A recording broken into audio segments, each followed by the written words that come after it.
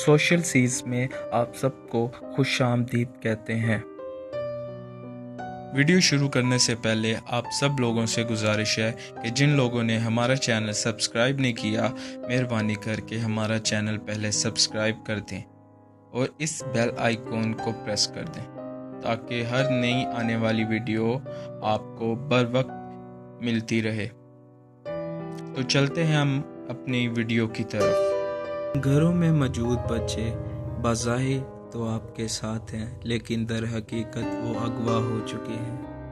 آپ کے بچے آپ کی گود میں ہونے کے باوجود تہذیب مغرب کی آغوش میں قید ہیں۔ عالم کفر دروازے توڑ کر، دیواریں پھیلا کر آپ کے گھروں میں گھس کر آپ کے بچے اغوا کر رہا ہے۔ آپ کا ٹی وی اور دیگر تعلیمی نظام آپ کے بچوں کے دماغوں پر قبضہ کر رہے ہیں۔ ان کے دلوں کو سیاہ اور گندا کیا جا رہا ہے۔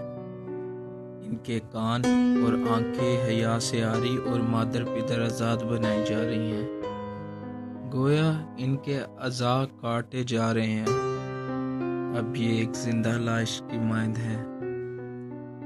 بچوں کا چہرہ سامنے ہونا ہی ان کا موجود یا محفوظ ہونا نہیں کہلاتا۔ آپ کی بیٹی کے سر سے دوپٹہ سڑک کر بدن سے بھی جان چھڑا رہا ہے۔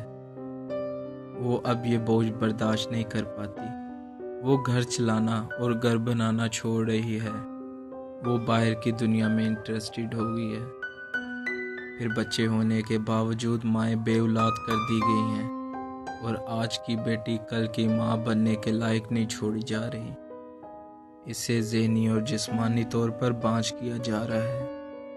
ہم بچوں کو اپنے ہاتھوں سے باری فیسیں دے دے کر اس تہذیب کے حوالے کر رہے ہیں۔ وہ تہذیب جس نے آپ سے آپ کا خالق چھینا، اور آپ کی آنے والی نسلیں بھی یہ بچے نہیں، اگلی نسلوں کے والدین اغوا ہو رہے ہیں، اور یہ اغوا شدہ بچے کل کو کس طرح کے ماں باپ ہوگے اس کا تصور بھی بھیانک ہے۔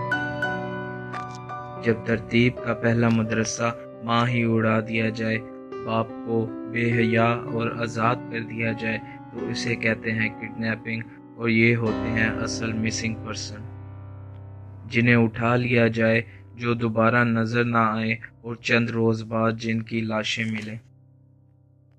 ان پر تو صبر آ سکتا ہے، لیکن جب نسلیں اغوا ہو جائیں، جب افکار کچل دیے جائیں، جب تہذیب مار دی جائے، جو نظروں کے سامنے ہو کر بھی کسی اور کے پیروکار ہوں، تو فکر ہونی چاہیے۔